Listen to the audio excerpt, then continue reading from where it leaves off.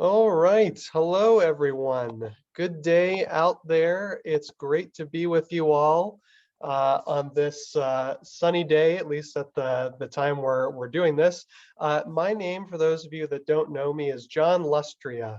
I'm the Director of Education at the National Museum of Civil War Medicine, and I'm thrilled to be joined by Dr. Ken No. We're going to be talking about his recent book entitled The Howling Storm, Weather, Climate, and the American Civil War. Thanks so much for being here with us, Ken. Oh, I'm happy to be here. Thanks for inviting me. I think it's going to be a fascinating conversation, definitely looking forward to it.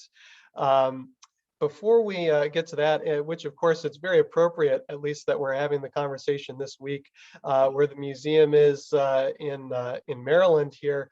We had a big snowstorm this past weekend. We're scheduled for some snow tomorrow, and we maybe have even more coming on Saturday. So we're very much in the midst of the howling storm where we're at.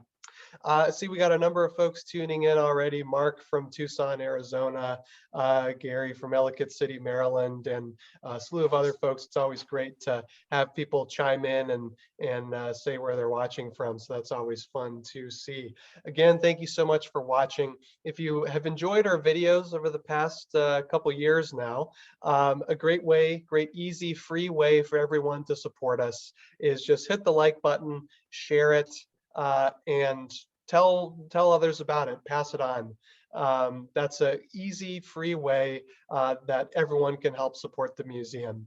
If you want to take your support to the next level, we are running a fundraising campaign to help restore a reproduction Civil War ambulance that we have in our collection.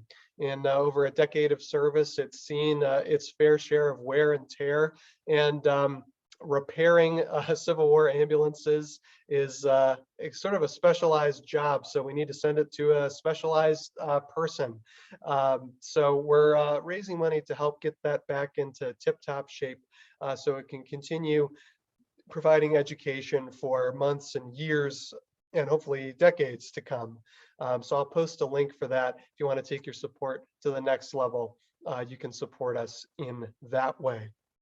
Again, more folks chiming in. We got Karen Dahman, and presumably Gordy's with Karen as well. Museum founders tuning in from Lena, Illinois. Great to have you all watching. Ryan Kaiser, one of our esteemed members, tuning in from Colorado. Let me see here. Fenwick Island, Delaware is where Michael's watching from. Ashbury Park, New Jersey, Claremont, Florida, all kinds of folks tuning in. So thanks so much for being here. And before we jump into our conversation, I'll let you all know, if you have any questions throughout the program, please drop them in the comments and I'll pass them along and we'll work them into our conversation, as many as we can. We probably won't be able to get to all your questions, but we'll get to as many as we can. All right, so Ken, I wonder if maybe you'd get us started by telling us a little bit about yourself and how you came to the field of Civil War history in the first place. Sure. I grew up in Virginia. I'm 64. I was born in 57. I only mention that because, you know, there's that moment where we start becoming aware of the world around us. And for me, those years were the same as the Civil War centennial. So the Civil War centennial in Virginia was a big deal. I mean, we look back on it now and we see it was problematic in all sorts of ways, but for a little 5 or 6 year old kid, it was really a lot of fun. And the Civil War was everywhere. We were learning about it in school, it was on television, it was in movies. So, I mean, it's a topic I've always been interested in, really to the degree that by the time I was a senior in high school or I got to college, I was fed up with it. I studied other kinds of history for a while because, you know, I had been immersed in the Civil War, it seemed, all my life. Eventually came back to it, but I think that's probably why. I was on a panel a few years ago with several scholars, all about the same age, and we all told the same story. It was the centennial. And especially in Virginia, I'm sure it would have been impossible to escape the Civil War in some ways. I love to tell this. I love to tell the story about going to Manassas for the first time, and my father nearly got himself arrested, hoisting me up on top of the Stonewall Jackson statue. Wow. Every time I see that statue now, I wonder if I could get back on top of it. I love it. That's a great story. So what inspired you, and obviously you've done a fair bit of writing on the Civil War era, what inspired you to tackle a subject like the weather as it relates to the Civil War?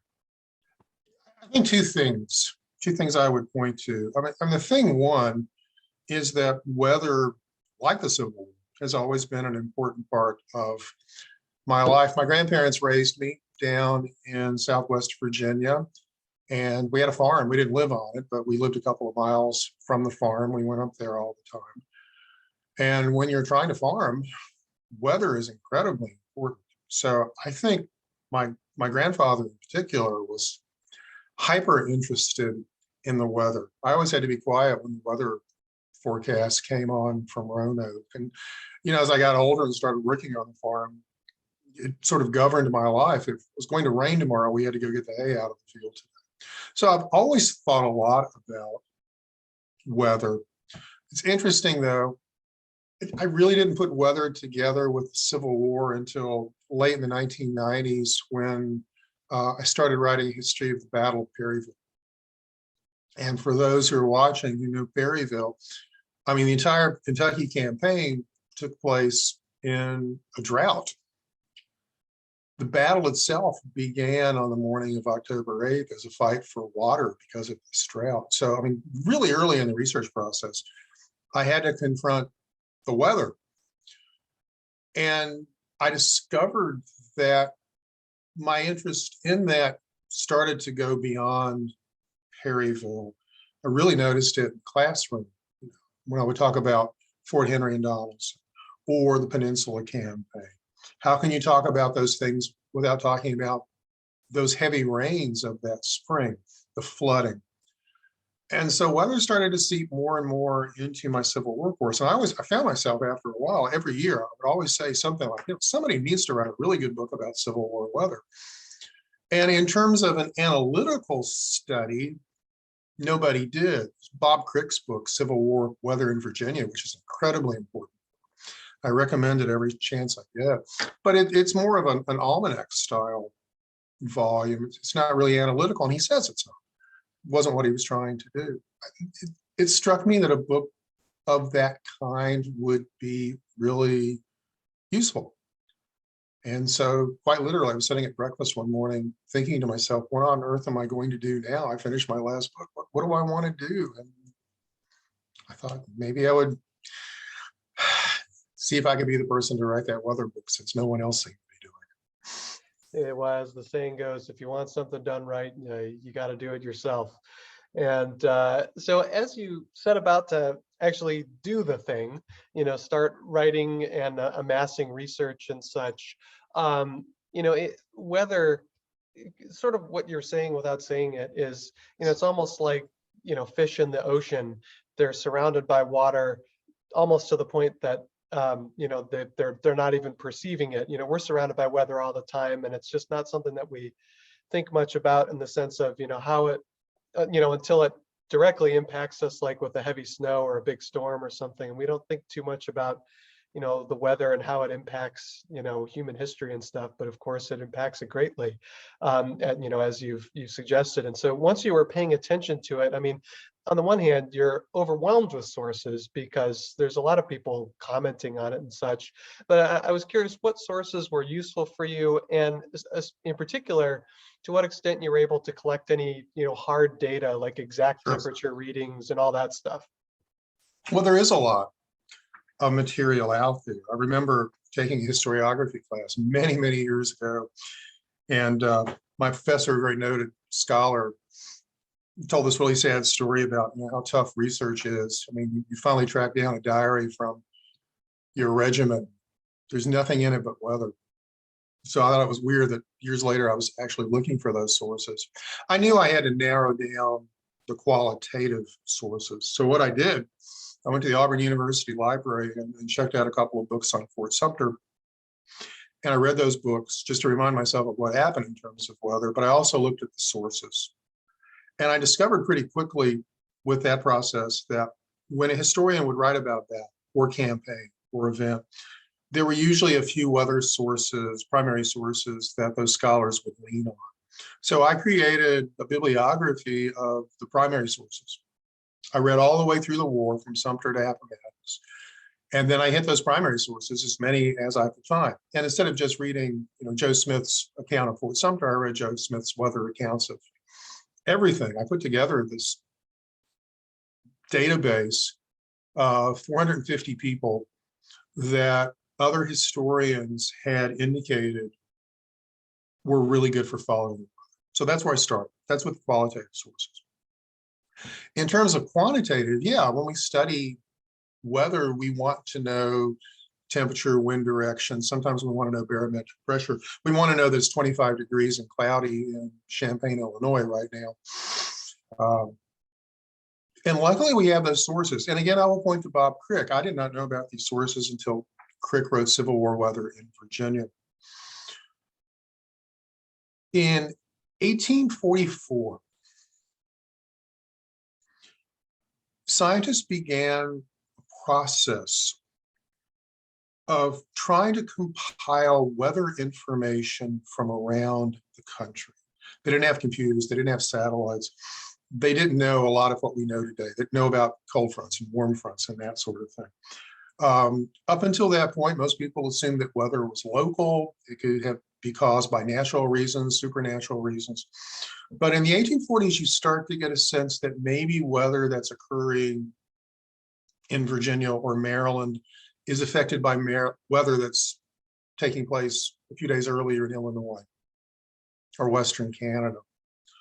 So there's an attempt to put together information from around the country.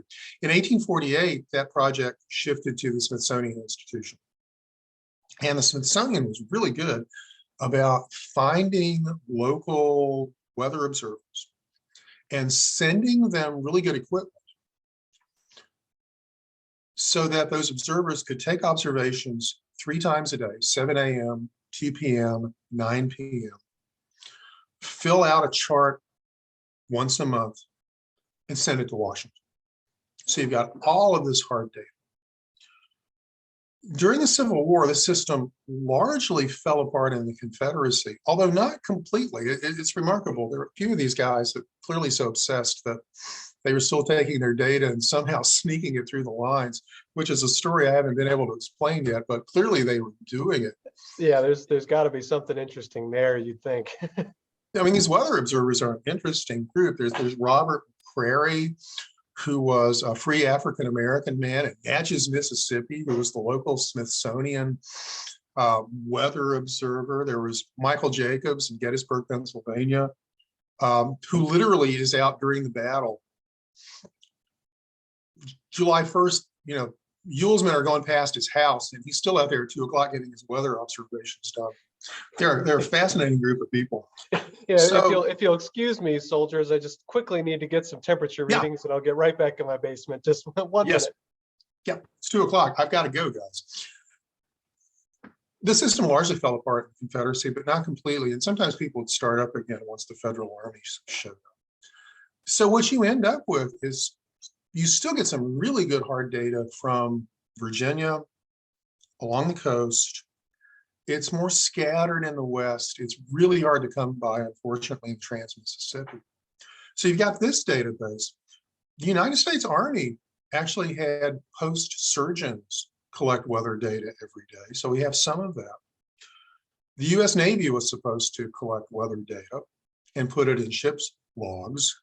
Again, it's fascinating for the war out on the ocean, blockade, naval fighting in Virginia. There's a whole lot of hard data. All those guys going up and down the Mississippi or the Tennessee River couldn't be bothered, apparently. That's harder to find. But what you end up with is an inconsistent but really useful database of hard information, all of which is now microfilmed at National Archives 2 in College Park and available for anybody who wants to use And that's the, what I think is so clever about projects like this, that it's, a lot of these, not all of them, but a lot of these are, the types of things that you mentioned are kind of familiar sources to folks. It's just a new way of looking at a familiar source, and just kind of looking for something a little bit different. So that there's a sensory history is kind of like this too. History of, this sense of taste, sight, Mhm. smell, touch, etc. Is, you're looking at familiar sources, but you're just looking at it from a different angle. So I think projects like that and this are just so clever in that way.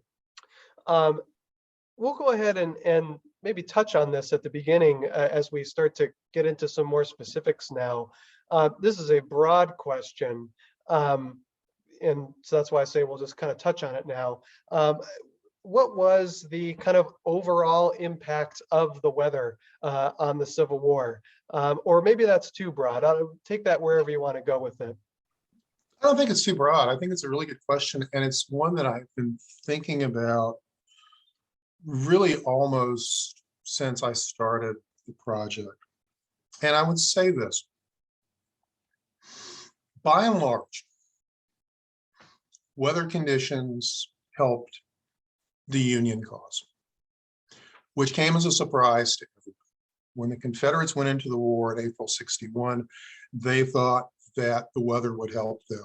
Those pasty-faced Northern clerks would fold up and die in Southern heat. They would catch Southern diseases.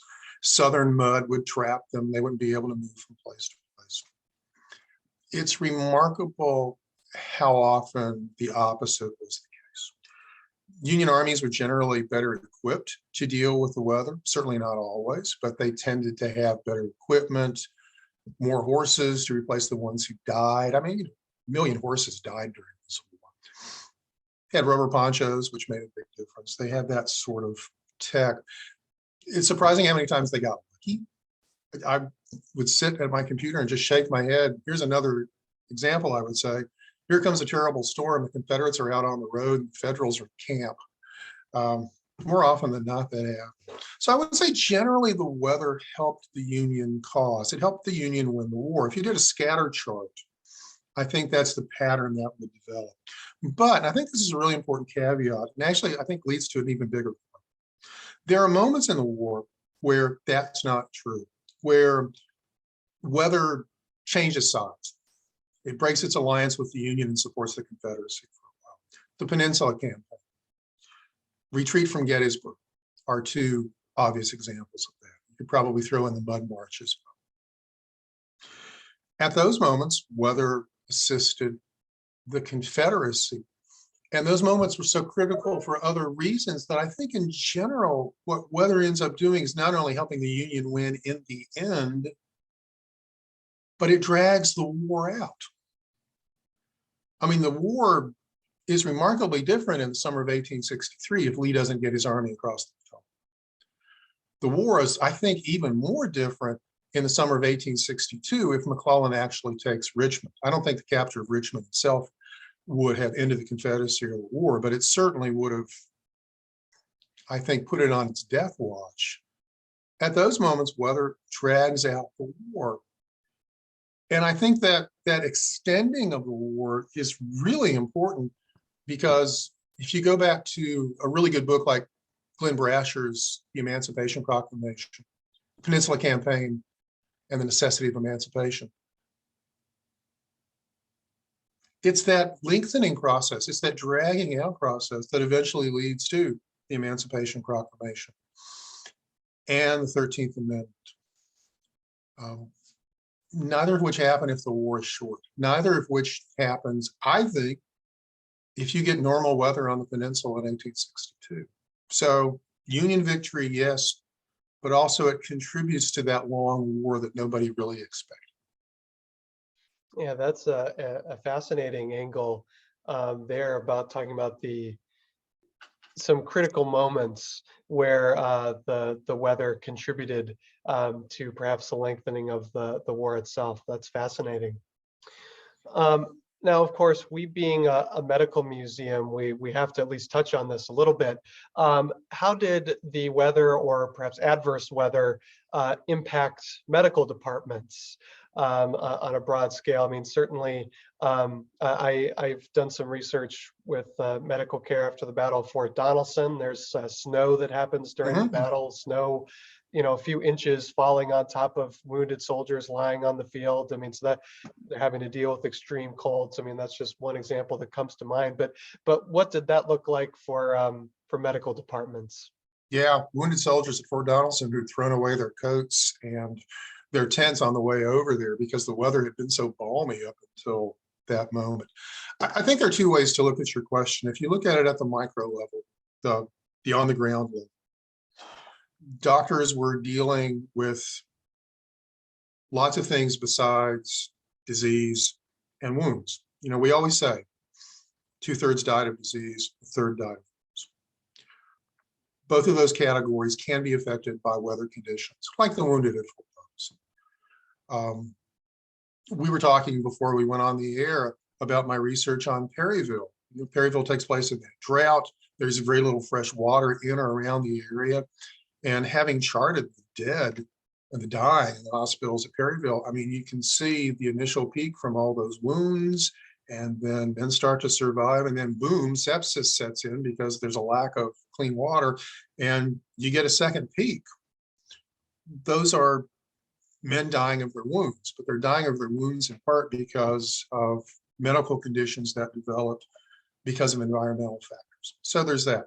And there's all the frostbite, and there's the sunstroke and the heat prostration and all the other environmental problems that brought men into hospitals.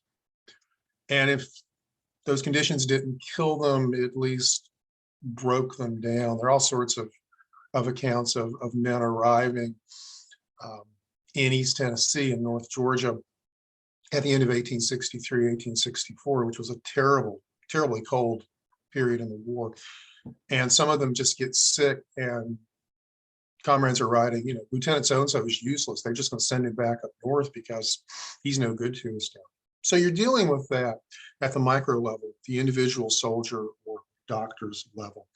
But you can also expand that out, I think, and look at it in a much bigger way. And the story I love to tell is about the Army of the Potomac in the winter of 1861-62, when it's up in your area around Washington, Virginia, Maryland. For all sorts of reasons, mostly military and political, George McClellan never put his army in the winter quarters. I mean, he really couldn't. He would have had the Joint Committee on the Conduct of the War and the White House, you know, on his back immediately. So he made the decision, we're not going into winter quarters. Practically, that meant we're going to leave these guys out here all winter under canvas. Well, soldiers dealt with that in all sorts of ways. They built everything from, you know, frame houses to hybrid log tent housing to just, you know, living in their tents. They're developing all sorts of expedients, and all of this is being done at the regimental level, sometimes at the brigade level. This is when Dr. Charles Tripler gets involved. Dr. Tripler, as you know, John, is the leading medical person in the Army of Potomac. He's the medical director for McClellan in this period. And Tripler is appalled and tries to tell his superiors, we are going to lose a lot of men this winter if we don't do something about proper housing and heating that housing. He actually ends up having demonstration campsites built in every division that use the kind of housing and the kind of heating that he thought would be the healthiest. He was very opposed to men digging basements, essentially, putting their shelters over them because you're going to get wet. He didn't like the idea of having fireplaces inside the shelter that created all sorts of smoke and problems. They came up with all sorts of interesting innovations for heating those shelters. By and large, soldiers ignored those. But nonetheless, here's the medical director of the Army of the Potomac who is trying to deal with weather and health on a pretty broad basis. we need to go into winter quarters. And if we can't, we need to at least unofficially go into winter quarters. And these are what the winter quarters should look like if you want these guys to make it to spring. And I've always thought that was a fascinating story. You don't see that happening in many other armies, but you do from time to time. And it's interesting how the two armies develop very interestingly different ways of getting through the winters. Confederates loved log houses where they could get the logs and the tools. And the Federals end up just building these shebangs, these canvas logs hybrids, which really served them every other winter after that.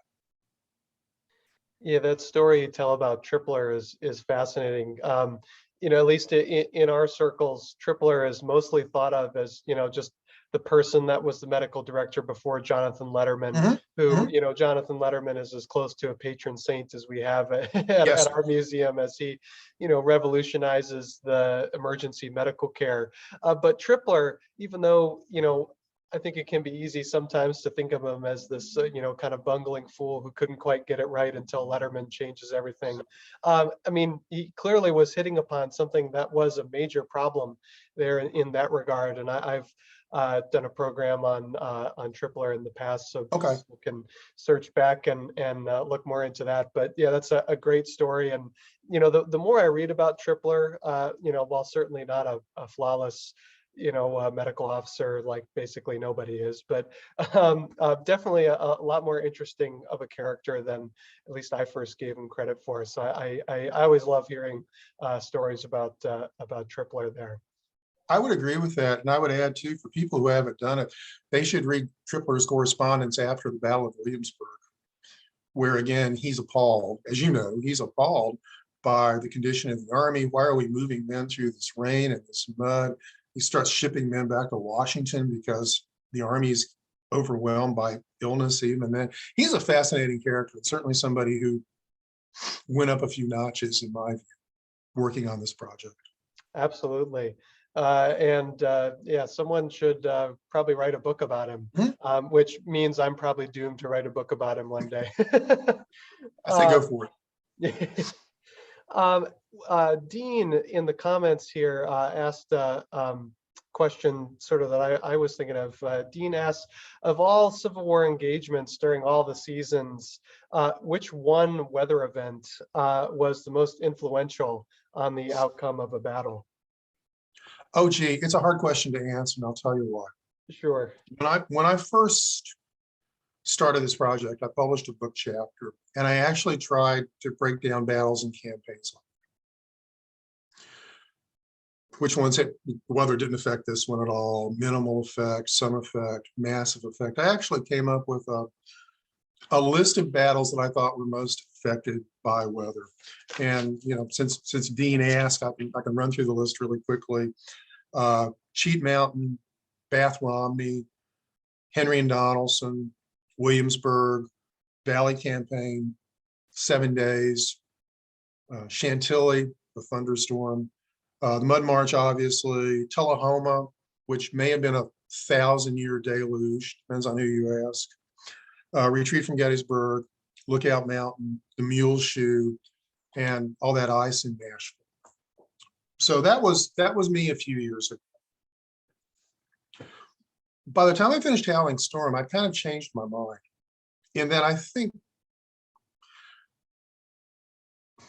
it's almost impossible to say which one was most effective. Maybe any one of those. But I would add new campaigns to that list as well. We have a tendency, for example, to think about weather as bad weather.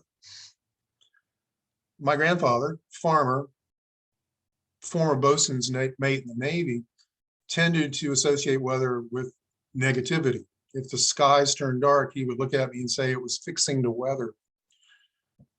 Good weather is really important too in wartime. There's no better example than Sherman's March to the Sea, which took place, as far as Sherman was concerned, in perfect weather. Wasn't too hot, wasn't too cold, rained just enough to keep the dust clouds from forming. When he gets to Savannah, he contacts Washington, and one of the things he says is that we were blessed with good weather that helped us pull this off. So maybe it's the march to the sea. I suppose in terms of just awful, awful, horrible conditions, Fort Donelson, Mud March, obviously, that's the one everyone always brings up. I would tell people I was writing a book about Civil War weather, and they'd say, oh, you're writing about the Mud March. Retreat from Gettysburg is really important. Nashville with the ice. But I've come to believe that almost every battle was, and every campaign was affected by weather in some way. Good weather as well as bad weather. And I'll throw this in too, even though Dean didn't ask about this, something I like to talk about, so I will. The Civil War took place on the home front as well as on the battlefield. And one thing that I learned, I read a little bit about it, but by and large, as a community, I don't think we understood this at all, is that you got some tremendous droughts during the Civil War. In the Confederacy in 1862, again in 1863, in Virginia again in 1864. As I've said previously in talks and in print, in some ways, the founding fathers of the Confederacy could not have picked a worse time to try to create an agricultural republic in wartime. I think you could argue that the heavy rains of 1862 and 1863, followed by those droughts, that may have been the most important weather effect of all in the demise of the Confederacy. Yeah, that's a very interesting angle there with the droughts as it relates to like food production, Yeah. And such, which makes total sense. Yeah, that's a great angle to think about things. I mean, something that historians, it's it's hard to remember to do this, but something that historians need to be trained to look for is not just the presence of something, but the absence of something. Yes.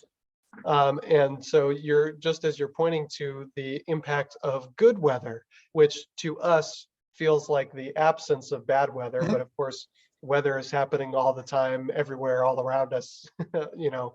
So yeah, that's a really, really interesting angle on that, about the March to the Sea being conducted under, you know, really ideal weather conditions, which partially enabled it to happen and continue, you know, on schedule, as it were, without having to. Yeah, I mean, can you imagine something like that being forced to, that movement being forced to stop?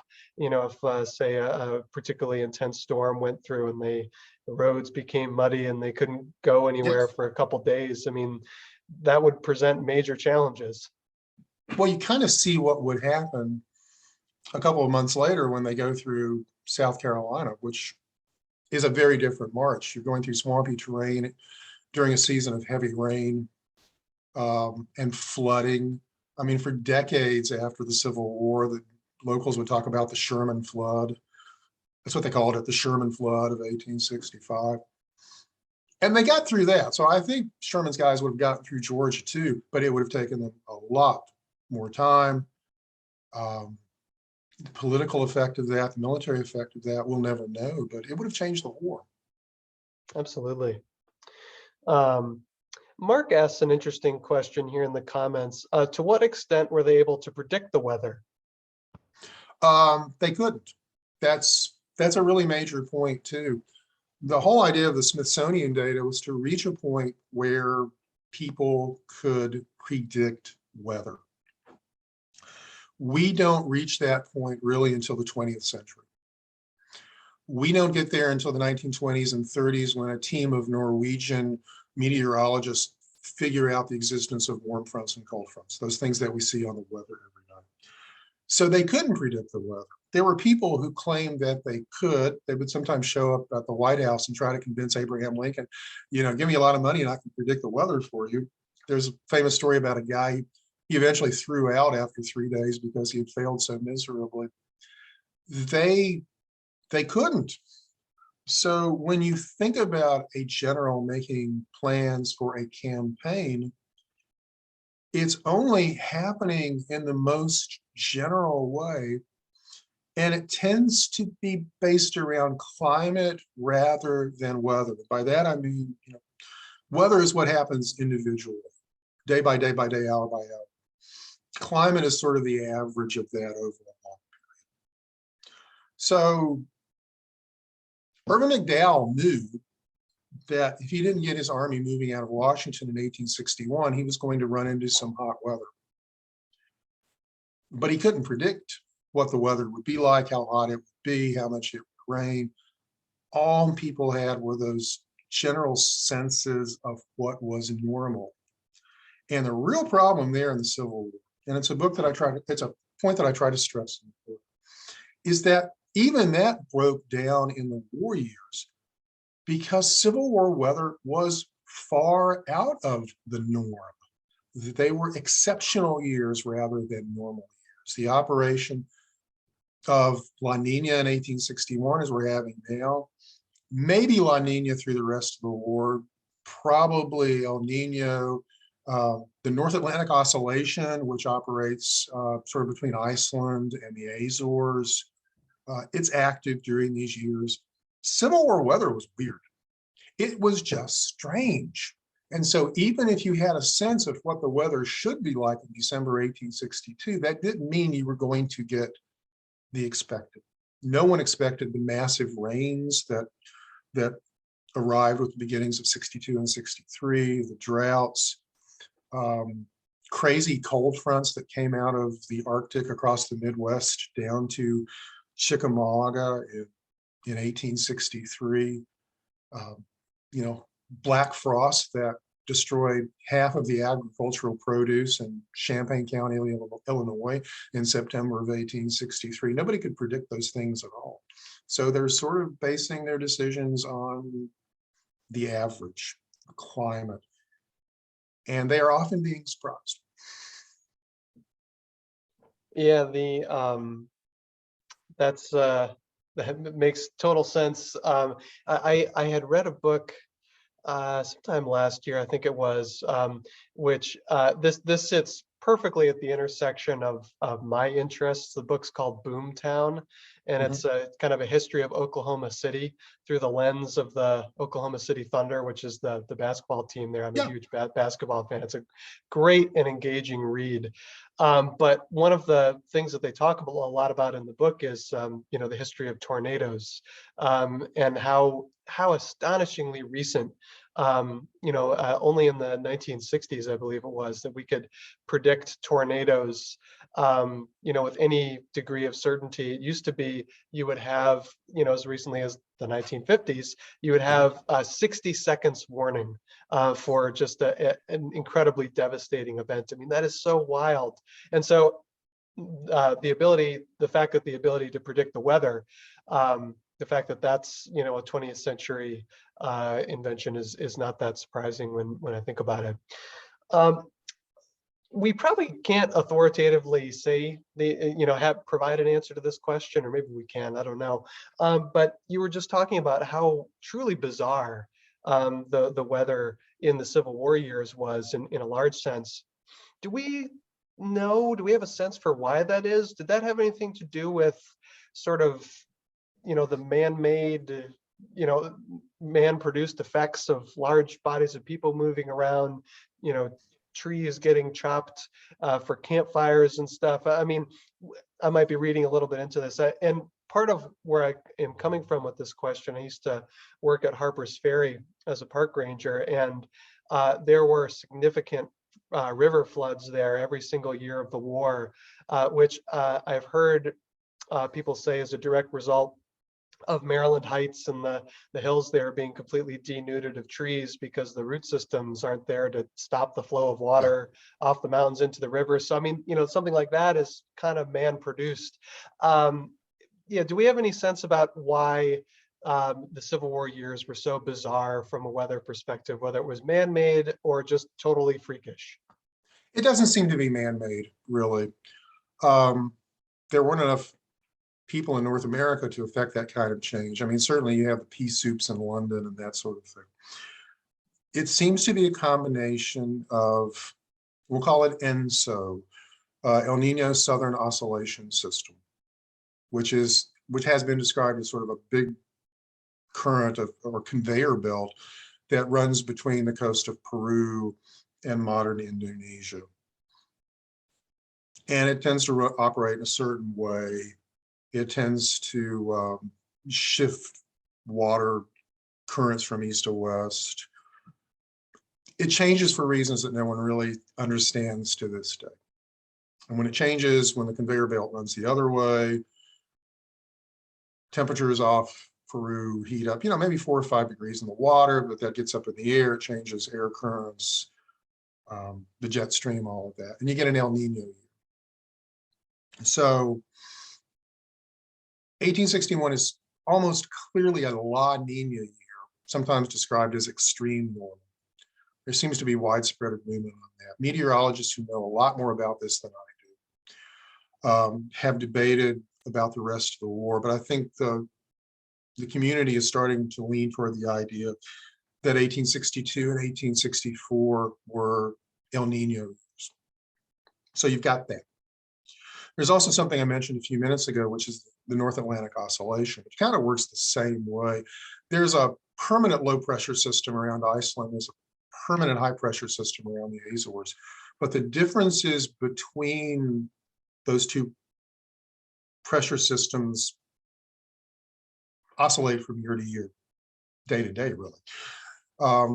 When the distance between them is fairly low, that's a negative oscillation, a negative North Atlantic Oscillation, which we associate with Napoleon's march to Moscow in 1812, Battle of the Bulge, all that snow, those were negative years. Well, 3 years during the Civil War, 61, 62, and 64 are negative North Atlantic Oscillation. So if you put those two natural phenomena together, you're going to get some really weird combinations. And that seems to be what happened during the American Civil War. Now, we'll add too, there were people who were hoping that they could change the weather through man-made means. It's the soldiers themselves and generals and presidents and all sorts of influential people who come up with this notion that if you fire off enough artillery, you could make rain, which some people still believe. It's not true, but there were lots of people in the 19th and even the 20th century who believed it. There's actually a federal government study at one point to see if it works. You've still got people traveling around Oklahoma, traveling around the Dust Bowl during the Great Depression with these surplus Army howitzers promising they can cause rain if they shoot enough whatever off into the environment. There was a sense that we ought to be able to affect the weather. But no, in the 19th century, it seems to be a natural phenomenon, unlike what's happening right Yeah, that's amusing that that the bizarre years of the of Civil War weather weren't for lack of trying on the part of the participants It's of true. trying to It's true. influence it. That's kind of funny. Jackie asks an interesting question. She asked, did your research uncover primary accounts of the weather's effect on efforts to bury the dead immediately after battle? Absolutely. I mean, there are all sorts of accounts, some in the rain, some in the heat. There was always an effort to get the dead buried quickly. And as the war went on, that timetable sped up. Nobody was trying to have funerals anymore. They were just digging mass graves. It was a lot harder to do in bad weather. It was a lot harder to do in the rain, obvious reasons, the mud, but it's also very difficult in the heat. Think about the big truce after Kennesaw Mountain, as the guys from both armies come together to try to bury the dead in that heat. Some of them are just pitching over with sunstroke while they're doing it themselves. Yeah, I mean, it affected that. And I think it's one of the factors. It's not the only factor. It's one of the factors that led to all of those shallow graves we always read about. All of those guys writing letters home during the Overland campaign about all the skeletons they were finding from guys who'd been buried a foot or two under the ground, and the hogs had dug them up. There are lots of reasons why that happened, bad weather could be one of them. You talked about the Atlantic Oscillation and El Nino and La Nina. Were there any other sort of natural disaster things like hurricanes, tornadoes, earthquakes that you came across? Yeah, and it's funny, I was thinking about that this morning. In terms of hurricanes, I went back recently, I've been reading JFC Fuller, Boney Fuller on the war, British general writing after World War I. And one of his arguments is that perhaps the main reason the Union won the war was through sea power, through the effectiveness of the blockade. They had a navy. Well, if you have a navy, you don't want to deal with bad storms and hurricanes. And in fact, the Civil War years, I think because of the factors we just discussed, the Civil War years are really quiet when it comes to hurricanes. There are 3 that have been identified. There's one in September 1861, which comes up the Atlantic coast. It's probably what we would now call a Category 1. A month later, there's another one. It's called the Expedition Hurricane, because that's the one that hit the fleet that was trying to get down to Port Royal. Really good evidence. Professor Kerry Mock at the University of South Carolina has been studying this. Really good evidence that it was probably just a tropical storm by the time it hit the Carolinas. And there's one that had been forgotten in May of 1863 that hit the Apalachicola, Florida area. An area that was not particularly populated. In fact, Kerry Mock and his research associate, Mike Chenoweth, actually discovered it again in the records, called it Hurricane Amanda because it sank the USS Amanda. So there are only 3. You know, in the period we're living in now, you might have 3 in a month. So in terms of hurricanes, very, very quiet, which was a good thing for the blockade fleet. Tornadoes, you know, it's hard to say exactly how many there were. I've identified 4 possible ones that hit the armies at least. May 2nd, 1862, there was one that hit the Harrisonburg, Virginia area up in the valley. April 4th, 1863, tornado hit Vicksburg. May 4th, 1863, there's actually one that seems to touch down during the Battle of Chancellorsville behind federal lines. And May 1st, 1864, right before the Overland Campaign takes place, there's one that sort of lands between the 2 armies. I'm sure there were other ones, smaller ones, but those are the ones that had enough observers who could leave good records of what. As we're kind of coming to a close here, I always like to ask authors this question because I mean, I have immense respect for anyone who writes a book, much less as many books as you've produced over your career. But once you write it, it goes out there and it kind of takes a life of its own. What is your hope for the book and for someone who picks up a copy of The Howling Storm? What do you hope they take away from it? I hope that people can read the book with the same sense that I wrote it, and that every time I would write part of a chapter, I would say to myself, I didn't know this. It's a different way of looking at the war, and I think it makes the war a little more explicable if we put it back out in the environment where it actually took place. And I'll tell a really quick story. The first paper I ever gave on this topic, I thought I would start with a joke, right? So here was my joke. The Civil War took place outdoors and nobody laughed, which is a terrible feeling. But I later found out people didn't laugh because they took it as a serious comment. And the more I thought about it, the more I think it is a serious comment. To understand this war fully, I think we have to take it back out in the weather. We have to take it back out in the broader environment if we're really going to understand why it happened the way it did. And the example I always use is a controversial one that gets me in trouble, but I like to use it. I spent my entire career as a Civil War historian until fairly recently thinking unpleasant things about George McClellan. Why didn't McClellan take Richmond? Well, he was timid. He was petulant. He was secretly a coward. All those things that, surprise, Abraham Lincoln and Edwin Stanton said about him.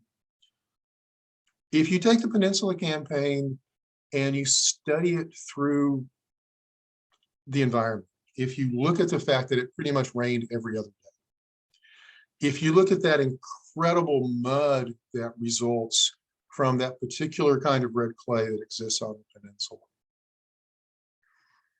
McClellan's lack of progress makes a lot more sense. And instead of talking about the timid or petulant McClellan all the time, I don't think he was perfect by any means, we can talk about the environmental reality of trying to move a huge army through incredibly deep mud, through a remarkable rainy period. And suddenly what happens to me made a lot more sense. We have trouble moving armies around to this day. The US Army went back to mules in Afghanistan. Humvees and helicopters don't always do it. But we expect these guys in the 1860s to be able to move through incredibly difficult terrain and hit 20 miles a day, whatever the weather was. I don't believe that. And I hope people will read the book and have similar moments where they question conventional wisdom and think to themselves, I didn't know that. Yeah, that's lovely. I that's a great aspiration, I think, for, well, really any work of research like that. Yeah, there's a lot of great stuff in there. Number one, I mean, certainly an officer like McClellan is very easy to caricature, and no doubt there's plenty of truth to some of that, but not taking the caricature at face value, and kind of digging in a little bit. In our collection here at the museum, we have a collection of papers from a body called the Board to Retired Disabled Officers. It was regular Army officers who, would be basically asked to leave the Army because of some debilitation. And one of them, it happened in like 1863 in the Peninsula Campaign. They were out all night on a skirmish duty or picket duty in the rain, and they came down with some chronic cough, something or other, that just like really debilitated them, I think, for the rest of their life, basically. Yeah. And that was just the experience of one soldier. Of course, you got the whole Army experiencing that, like you said, basically every other day for months out there. So that's a great point. And I love your joke, non-joke, the Civil War was fought outdoors. I mean, it's so obvious, it's brilliant. Well, thanks. I mean, think about how we study the war. We study the war now on Zoom and Facebook, or in classroom, or in our lounge chairs, or in our den. Maybe we go to a battlefield and go outside. We don't experience it the way the participants did. And as much as they wrote about the weather, I think they could have written more, but in fact, they just assumed that people will continue to experience the world the way they did. I think they took it for granted that we would understand the environmental context of the war. And I'm not sure we do any. Sure. Well, and to that point about it happening outdoors, I mean, we've been re-experiencing that on a sort of micro scale, but in the world of the pandemic, we've been encouraged to do a lot more things outdoors because it's more safely to gather outdoors. But doing anything outdoors, comes with the caveat of you never know what the weather's going to be like. And Yes. so, there's been plenty of complications that have come over the last couple of years as a direct result of more things happening outdoors, which, Sure. I mean, again, it's right in front of us, and then much less imagine trying to fight, a war or, move tens of thousands of people from point A to point B in challenging weather conditions, or even just have them exist in challenging Yeah. weather conditions outside. So it's Yes, it makes a lot of sense, and is something that I think all people that deal with the Civil War would do well to kind of reconsider and think a bit more about. Um, so with that, that kind of brings us to the end of our time here. Thank you so much, Ken, for joining us today. I know I had a good time. I hope everyone else out there watching us did, and I hope you did as well, Ken. I did. I enjoyed it very much. Splendid. Well, thank you everyone for tuning in today. We really appreciate it. If you like the video, go ahead and press the like button, hit the share button, tell your friends about it and all that. And if you want to take your support to the next level, consider donating to our campaign to restore the reproduction ambulance in our collection, to help us continue to educate folks from around the country for years to come, and of course pick up a copy of the Howling Storm, which Ken just flashed up on screen. You can find that wherever fine books are sold. So definitely take a look at that. We'll be back next week.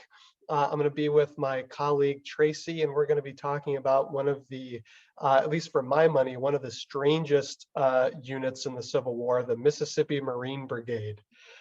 So stay tuned for that. We'll be on, I believe, next week, next Wednesday, if memory serves. So looking forward to seeing you all then. Thanks so much for tuning in, and we'll see you next time. Thanks, everybody.